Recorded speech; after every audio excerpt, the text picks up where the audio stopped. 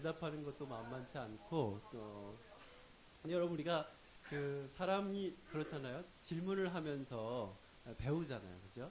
사람이 질문하면서 배우고 또 우리가 살아가는 내 삶인데도 불구하고 그 삶에 대해서 잘 모를 때가 있죠. 답이 정말 이거에 대한 답이 뭘까? 살아가면서 저는 지금 올해 한국 나이로 37인데요. 37씩 먹었는데도 불구하고 모르는 것도 많죠. 네. 몰라요. 뭐 아는 게 없어요. 제 삶에 대해서 누가 질문하면 글쎄요 하고 대답해야 되는 경우가 얼마나 많은지 몰라요. 더더군다나 제 문제도 잘 모르는데 예? 제가 또 목사라니까 사람들이 성경에 지혜가 있겠거니 하고 저한테 물어보잖아요. 목사님 이건 어떻게 생각하세요? 당황스럽죠. 이게 얼굴 표정은 좀 아는 것 같은 표정을 지어보려고 하는데 잘 안 되죠. 모르니까. 여러분 목사라고 모든 걸 다 알겠어요? 여기 앉아 계신 분들만큼 제가 알까요? 저는 그렇지 않다고 생각하거든요. 여러분의 삶의 문제를 제가 다 어떻게 일일이 알겠습니까? 그리고 여러분이 가지신 어떤 그 경륜만큼 제가 많은 것을 깨달았냐? 그렇지도 못한 것 같아요. 인생은 질문투성이고 그 질문을 얼마나 잘 하느냐에 따라서 우리의 삶이 하나님 앞에 이렇게 가까이 있기도 하고 아니기도 하고 그런 것 같다는 생각을 저는 해보게 됩니다. 근데 여러분 궁금할 때 궁금하다고 하는 거 이거 용기가 필요한 거거든요. 궁금한데도 잘 질문하지 않는 경우들이 어른들한테 특히 많고요. 그리고 어른들은 그렇게 질문하지 않음으로써 어떤 면에서는 정말 물어야 할 것들을 묻지 않은 상태로 해결되지 않은 그 갈등이 내면 속에 혹은 자기의 가정 속에 자기의 삶 속에 지속되는 경우들이 굉장히 많이 있지요. 궁금할 땐 여러분 물어야 돼요. 왜냐하면 제가 제 아내랑 연애할 적에요. 이런 자기 그 치부를 캐는 얘기는 잘 안 하는 게 좋은데 호텔에 처음 가봤어요. 여러분 호텔에서 식사해 보셨어요? 제가 누나랑 사귀면서 좋은 점은요 밥을 사준다는 거예요. 네, 그래서 호텔에서 밥을 사줬어요. 저를 한번 돈을 그때는 저랑 살지 않을 때는 돈을 잘 벌었으니까 그 밥을 사주는데 그 호텔에서 밥을 먹는데 그 게살 해물 수프를 시켰는데요. 정말 예쁜 너무나 예쁜 그 조개 껍데기 커다란 조개 껍데기에 해물숲이 나왔는데 너무너무 맛있더라고요. 근데 그것만큼은 아니지만 하여간 예쁜 그릇에 물이 나왔어요. 그리고 이게 좀 거기에 레몬도 이렇게 하나가 띄어져 있는 거예요. 그래서 이게 제 생각하기에 호텔을 처음 가봤으니까 이게 짤 때 이게 좀 마시는 물인가 보다 이렇게 생각을 한 거예요. 여러분이라면 그렇게 생각 안 하시겠어요? 호텔 많이 가보셨구나. 근데 저는 이제 그렇게 생각을 하고 좀 짭짤하길래 이제 그 물을 마셨죠. 근데 제 아내 지금은 아내지만 그때 누나가 약간 얼굴에 당황하는 빛이 조금 있었어요. 근데 자기도 좀 있다가 좀 짜지 그러면서 자기도 그걸 먹더라고요. 그러면서 이제 저는 이제 뭐 밥 잘 먹고 나왔죠. 나중에 세월이 흐른데 제가 호텔에 다시 갔을 때 알게 됐어요. 그게 손 씻는 물이라는 거를. 별로 여러분 당황 안 하시네요? 그 손 씻는 물에 레몬을 띄워주면요 그 기름기 같은 게 이렇게 잘 닦인다네요. 그래서 거기 그러니까 그 숲에 게다리가 들어있었거든요. 게살이. 그래서 그거를 손으로 이렇게 집어서 먹고 손 닦으라 그런 뜻을 그걸 준 건가 봐요. 몰랐죠. 근데 나중에 그 얘기를 하더라고요. 그거 손 씻는 물이었다. 그래서 하여간 모르면 좀 이게 무슨 물일까요? 하고 한 번만 물어봤으면 제가 이게 손 씻는 물을 마시진 않았을 텐데, 그죠? 근데 체면상 이제 그냥 그렇겠거니라고 생각하고 마시니까 그런 일이 벌어지는 거죠. 여러분 용기를 내서 물어보는 것 그렇게 물어봄으로써 삶의 어떤 단단한 바닥을 확인하는 것이 중요합니다. 물어보지 않는 사람은 내려갈 때까지 내려가지 않은 사람은 단단한 바닥을 확인하지 못하는 거예요. 그 단단한 바닥을 확인하지 못한 사람은 언제든지 다시 추락할 수 있는 가능성을 아는 사람이죠. 여러분, 질문하는 것, 물어보는 것, 삶의 부조리로부터 도망가거나 숨지 않고 질문하고 해결하려는 것, 이것이 중요합니다. 오늘 예레미야는 그런 면에서 상당히 탁월한 사람이죠. 질문하는 사람, 더더군다나 다른 누구도 아니고 하나님 앞에 그 삶의 부조리를 해결하려고 질문하는 사람이 바로 예레미야입니다. 여러분, 우리의 삶의 질문은 무엇일까요? 여러분 삶의 질문은 무엇입니까? 저도 질문이 많아요. 어렸을 때부터 질문이 많았죠. 왜 우리 엄마는 사람들이 하는 말을 못 들을까? 이게 저한테 질문이었어요. 그래서 막 학교 가기가 싫은 거예요. 아니, 학교에 엄마가 오는 게 싫은 거예요. 학교에 엄마가 오면 부끄럽고 엄마가 못 들으니까. 아주 조금은 들으세요. 그래서 친구들이 저희 집에 놀러 와가지고 이렇게 막 대화를 하다 보면 그런 경우가 있잖아요. 이제 엄마가 말을 못 알아듣는 경우가 있잖아요. 그러면 이제 그 뭐 친한 친구들은 괜찮지만 어떤 때는 막 박장대소가 터져요. 왜냐하면 제가 엄마 밥 줘요 그랬는데 엄마 그 말을 못 알아듣고 원진아 밥 먹어 이런 식으로 하면 좀 우습잖아요. 우스운 경우가 되잖아요. 그러니까 뭐 그런 경우들이 좀 웃기기도 하고. 하여간 그래서 그런 질문이었죠. 왜 우리 엄마는 그럴까? 왜 우리 아버지는 못 배운 아버지일까? 뭐 이런 질문들, 삶의 질문들을 안고 저도 살아왔고 지금까지 커왔죠. 뭐 나는 왜 어떤 사람은 뭐 왜 나는 공부를 못할까? 또 어떤 사람은 나는 왜 이렇게 가난할까? 뭐 이런 질문들. 여러분, 우리의 인생에 우리가 잘 모르는 질문들이 있죠. 확실히 있죠. 근데 여러분 그거를요. 그냥 그렇게 넘겨버리면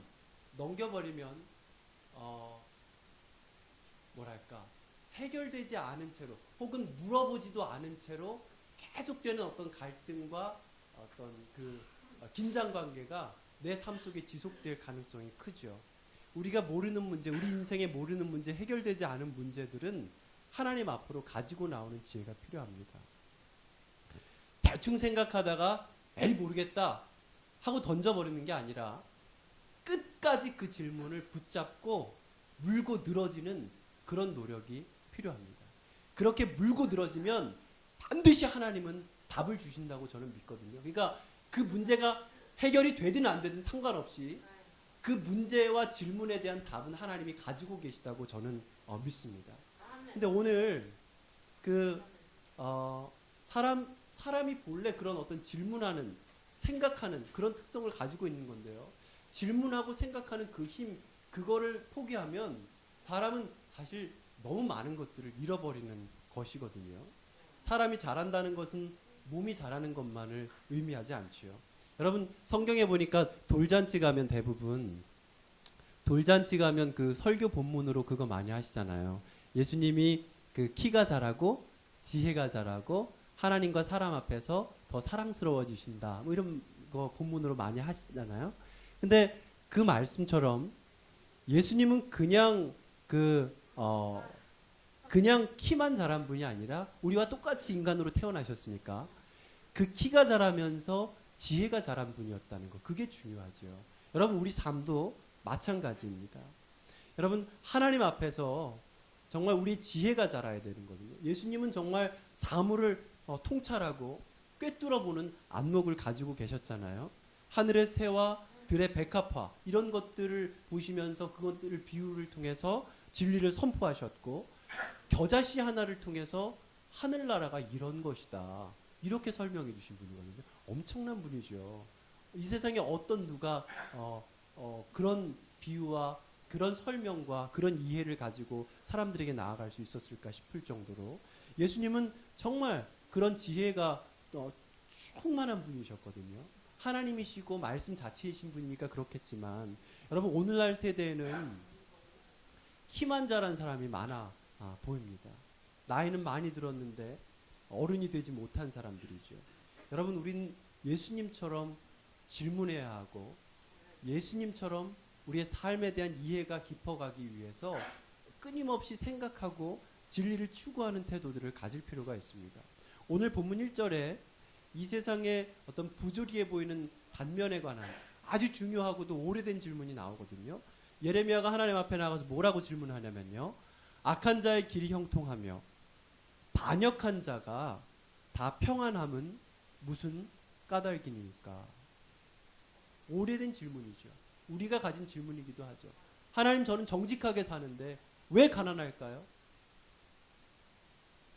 여러분, 정직하게 살면 하나님께서 여러분을 부하게 해주실까요?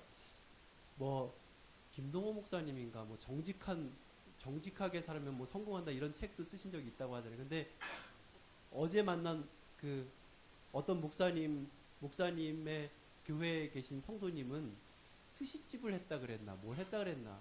근데 진짜 정직하게 했대요. 그 책에 감동을 받고 그래 망하셨대요. 그래서 그분이 하시는 말씀이 정직하게 해도 망하는 경우도 있다는 걸 꼭 그분 만나면 좀 전해달라고 그랬다고 하더라고요. 여러분, 그럼 질문이 생기는 거죠. 질문이 생기는 거죠.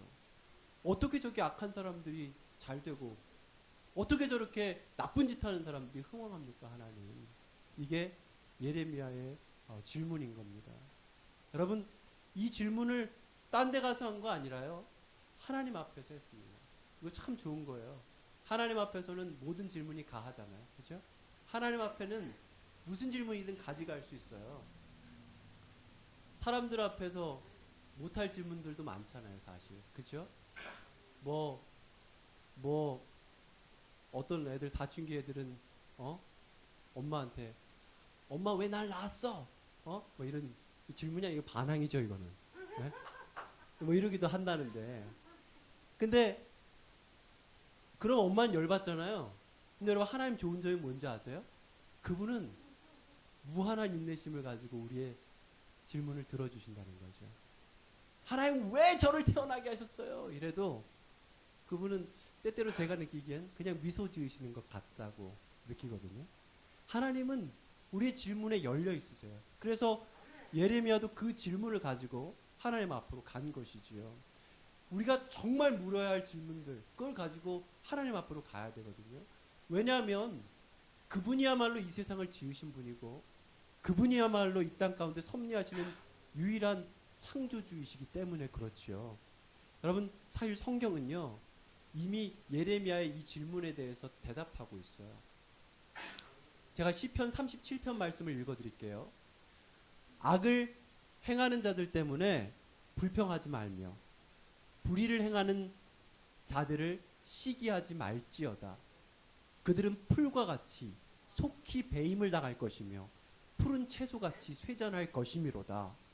여호와를 의뢰하고 선을 행하라. 땅에 머무는 동안 그의 성실을 먹을거리로 삼을지어다. 또 여호와를 기뻐하라. 그가 내 마음의 소원을 내게 이루어 주시리로다. 내 길을 여호와께 맡기라. 그를 의지하면 그가 이루시고 내 의를 빛같이 나타내시며 내 공의를 정오의 빛같이 하시리로다. 여호와 앞에 잠잠하고 참고 기다리라. 자기 길이 형통하며 악한 꾀를 이루는 자 때문에 불평하지 말지어다. 분을 그치고 노를 버리며 불평하지 말라. 오히려 악을 만들 뿐이라. 진실로 악을 행하는 자들은 끊어질 것이나 여호와를 소망하는 자들은 땅을 차지하리로다. 아멘. 이것이 성경의 답입니다. 여러분, 근데 예레미야가 이 질문에 대한 답, 이걸 몰랐을까요? 나름 선지자인데. 알았죠. 알았겠죠. 근데 왜 이렇게 질문하고 있는 걸까요? 여러분도 이걸 모르셨어요? 알고 계셨잖아요. 여러분, 근데요, 아는 거하고 사는 거하고는 다른 것 같아요. 아는 거하고 사는 거하고는 다른 것 같아요. 믿는 것은요, 사는 것이고 누리는 것이거든요. 근데 지금 예레미야는 매우 고통스러워하고 진지하게 하나님 앞에 묻고 있어요. 지식으로는, 머리로는 내가 충분히 알겠는데 삶에 나타난 현실이 그렇지 않으니까 고통스러운 것이요. 그래서 하나님 앞에 나아가서 부르짖는 것이지요. 여러분, 이렇게 위대한 선지자가 이런 질문을 하나? 어쩌면 투정 같아 보이거든요. 예레미야는 지쳐 있는 것이죠. 모르는 것이 아니라 지쳐 있는 것이죠. 기다리고 기다려 봤지만 아무것도 보이지 않는 어떤 그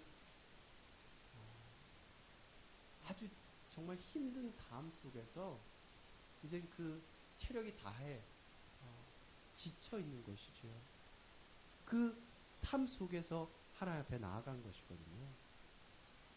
여러분, 예레미야가 그 불평했던 그 사람들은요, 오늘 성경 보니까 주께서 심으셨다 이렇게 말하고 있어요.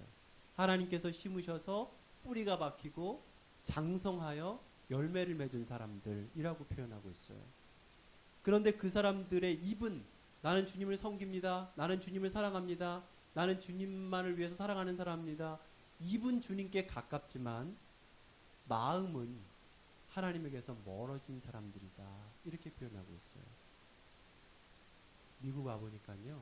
이민교회 현실이 아주 참혹하더라고요. 한 교회가 7번, 8번, 9번, 10번 쪼개져서 이렇게 막 그런 경우도 있고 교인들 안에 상처가 너무 많아서 아파하는 얘기들을 제가 많이 들었어요. 아, 참 안타깝다. 근데 여러분 저는요. 그분들을 비난할 수 없어요. 왜냐하면 그분들의 삶의 정황이 다 있기 때문에 그렇죠. 어떤 목사님이 이번에 얼마 전에 개척을 하셨대요. 근데 그 개척한 데 모인 분들이 다른 어떤 교회에서 나온 분들이에요. 근데 이 나온 분들 말씀이 우리 그 교회는 진짜 가기 싫어요. 그럼 교회를 아예 안 다닐 거예요. 그러니까 이 목사님은 원래 이제 공부하시던 분인데 교인들이 예배를 안 드리게 할 수는 없으니 같이 예배를 드리자는 차원에서 교회를 시작하는 그러니까 이러지도 저러지도 못하는 그런 상황에서 그 교회를 시작하셨더라고요. 그러니까 뭘 딱 잘라서 이게 옳다 저게 옳다 말하기가 너무 어려운 세상이라는 것이지요.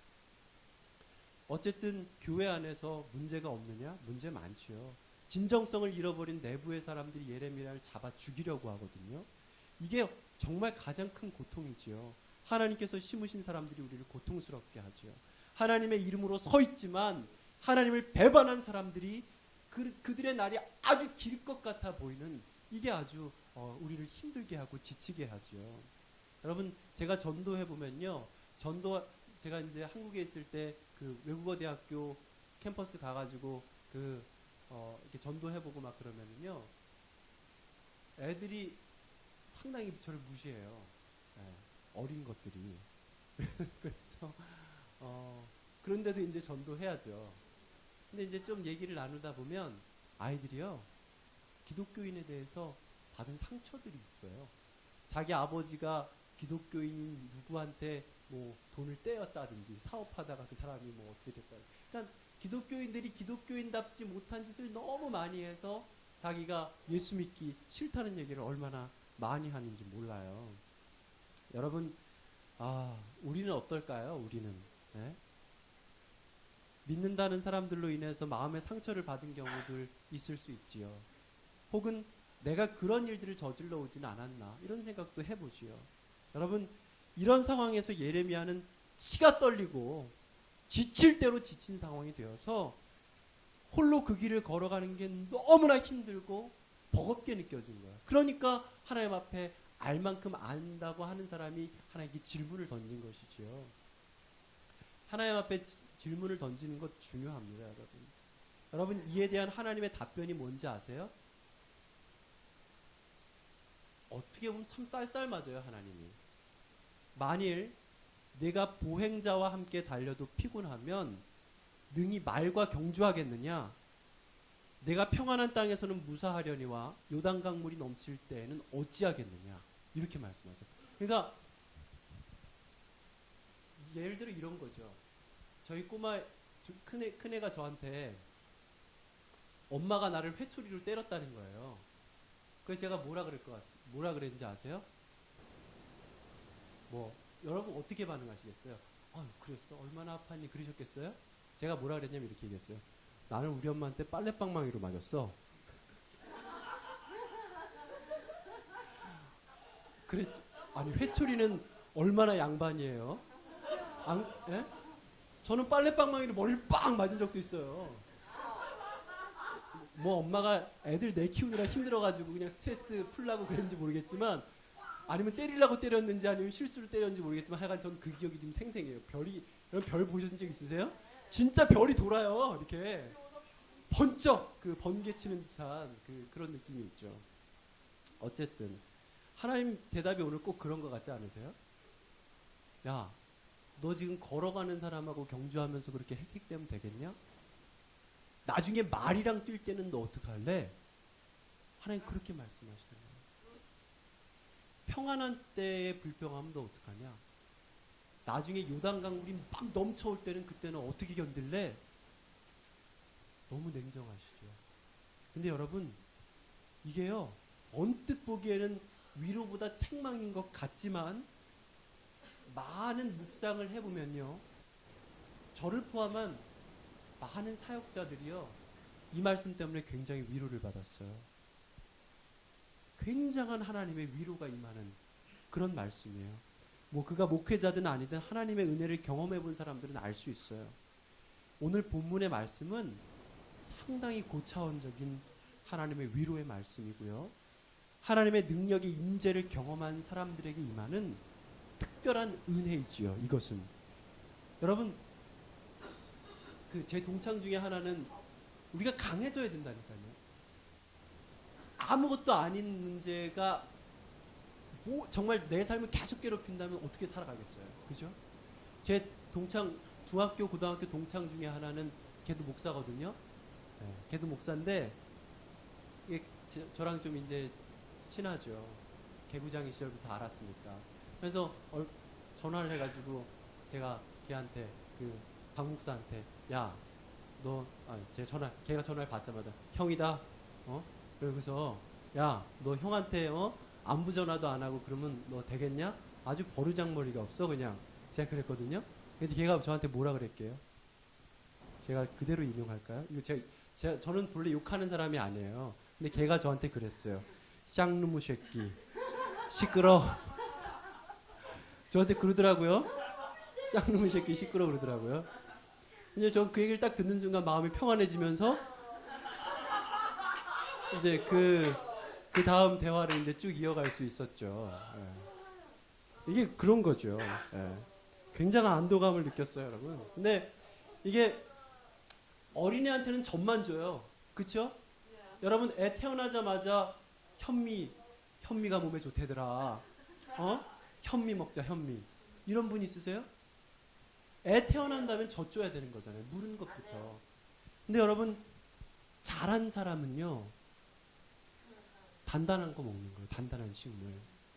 믿는 사람에게는요, 은혜의 단계가 있는 거고요. 잘하면 잘할수록 더 큰 신뢰와 함께 하나님의 은총의 단계도 깊어지는 거거든요.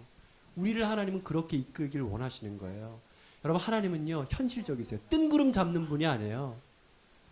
이 세계를 지으신 분이니까 얼마나 현실적이시겠어요.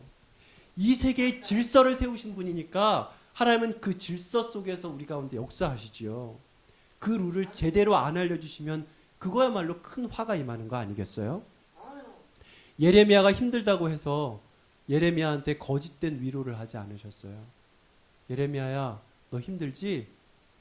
내가 얘네들 싹 뿌리 뽑아줄게. 이렇게 말씀하지 않으셨어요. 그 사람들 오래 살 거야. 여러분 괴롭히는 사람들 내일 아침에 죽을 줄 아세요?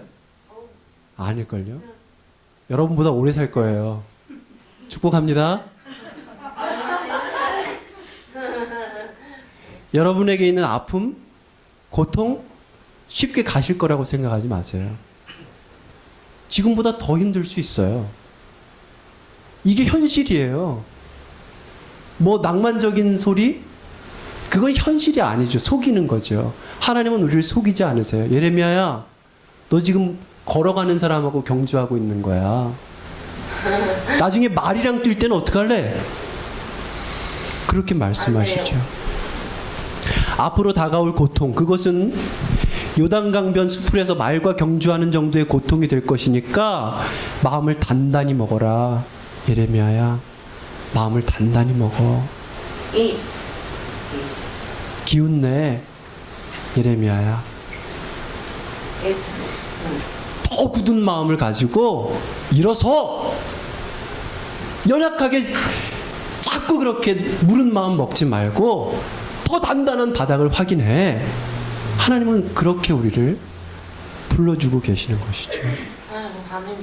지금은 고향 사람들이 너를 죽이려 하지만 앞으로는 네 형제와 아비집이 너를 속이고 너를 죽이라고 소리를 지르게 될 거야. 예레미야야. 예레미야야, 지치지 말고 기운내. 주님은 그렇게 말씀하시는 것이죠. 앞으로 우리는 지금 예레미야가 지금 처한 상황은 뭐냐면요, 바벨론으로 다 끌려갈 상황이에요. 근데 하나님은 거기다가 거짓 위로를 하시면서 야, 앞으로 괜찮아질 거야, 이렇게 말씀하지 않으셨다고요. 다 끌려가게 될 상황이고 네 부모 형제가 너를 죽이라고 소리 지르게 될 거야. 예레미야야, 지금 이렇게 약해지면 안 돼 라고 말씀하고 계시는 것이지요. 여러분, 예수님도 말씀하셨어요. 너희들 나 따라오면 내가 한 자리씩 다 줄게. 너는 좌편에 너는 우편에 딱 앉혀줄게. 그래 너 내가 대통령 되면 너 그 장관, 너 검찰총장 내가 다 이렇게 시켜줄게. 이건 세상의 논리죠. 예수님 뭐라 그러셨어요?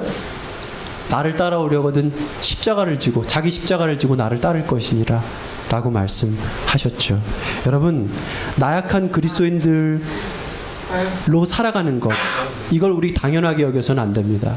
그리스도인들은요, 더 강해져야 해요.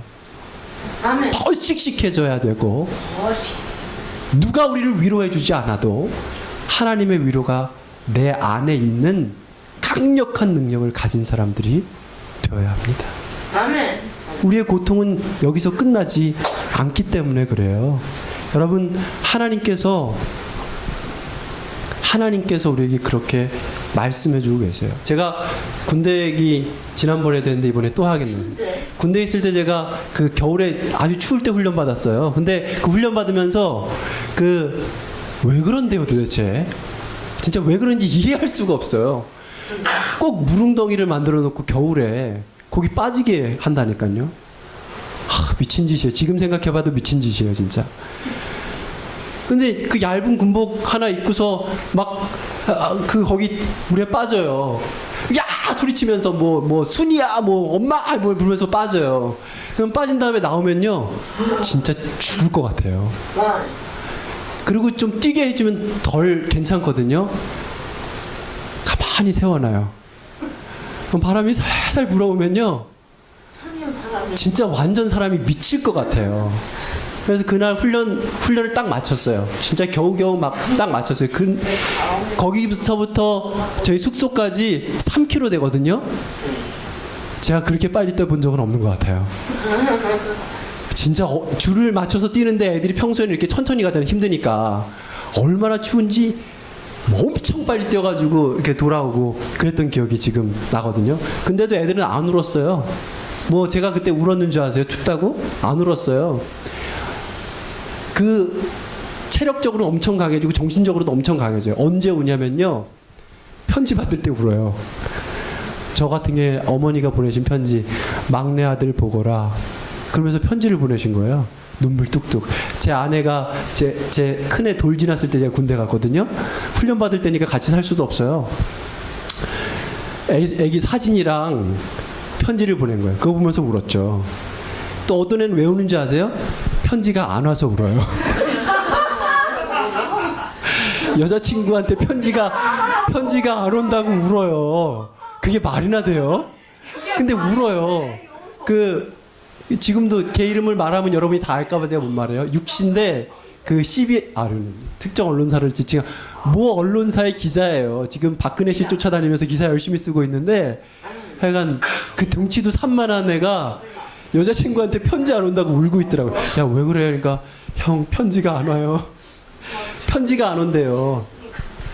여러분, 사람이요, 마음이 약해지는 것도 사랑 때문이고 마음이 강해지는 것도 사랑 때문인 것 같아요. 여러분 하나님의 사랑을 듬뿍 받으세요. 아멘. 아멘. 하나님의 사랑을 듬뿍 받으세요. 좀 받으면은 그리고 나서 받으면 그 사랑에 잠겨서 그 은총에 잠겨 있으면 힘이 나지요. 여러분 제가 이야기만 하고 마치겠네요. 너무 길어져서. 제가 여러분 탱크 보신 적 있죠? 탱크. 제가 한겨울에 운전을 하고 가는데요. 눈이 10년 전쯤에 한 뭐 12월 며칠 날 엄청나게 와가지고요.